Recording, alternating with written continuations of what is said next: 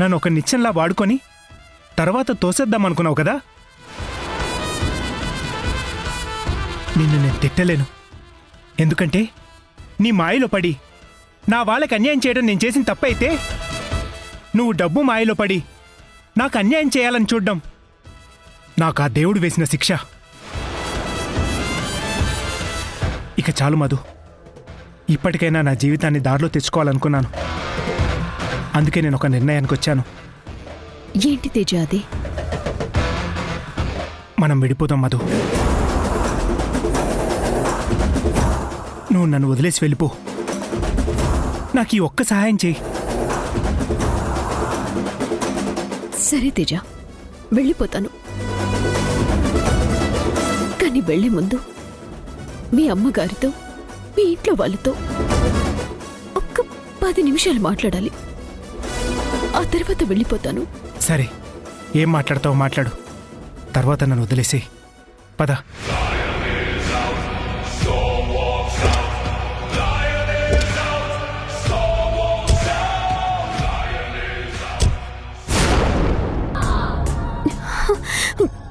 తేజ, తేజ, అమ్మా, అమ్మా!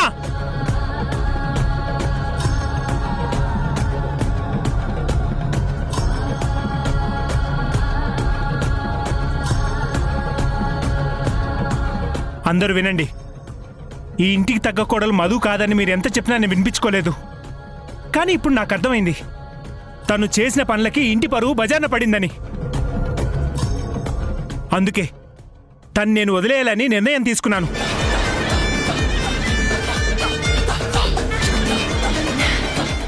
నేను మధుకి విడాకులు ఇస్తున్నాను.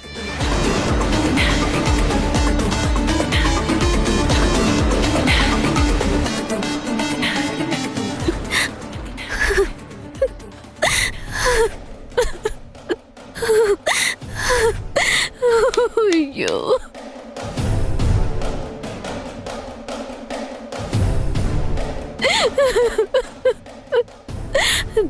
అత్తయ్య, నేను ఓడిపోయాను. అత్తయ్య, నేను ఓడిపోయాను. అన్నీ కోల్పోయాను. ఎవరు లేని దాన్నైపోయాను. ఒంటరి దాన్నైపోయాను. అత్తయ్య, నేను నమ్మిన మారుతిరావు మావయ్య కోమలో ఉన్నాడు. నా భర్త నన్ను చీకొట్టి వెళ్ళిపోమంటున్నాడు. ఎక్కడికి వెళ్ళాలో కూడా అర్థం కావడం లేదు.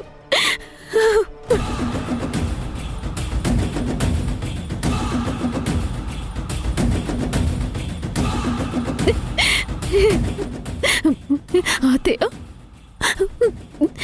ఇప్పుడు తెలిసింది అత్తయ్య, కుటుంబం అంటే ఇల్లు కాదు, అది మనకు నీడ అని.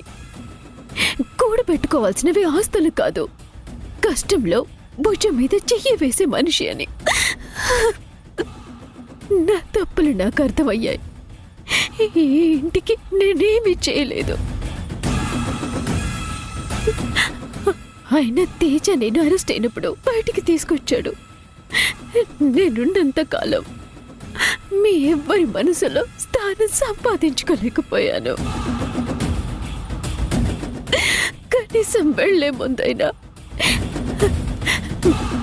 ఈ ఇంటి కోసం ఒక పని చేయాలనుకుంటున్నాను.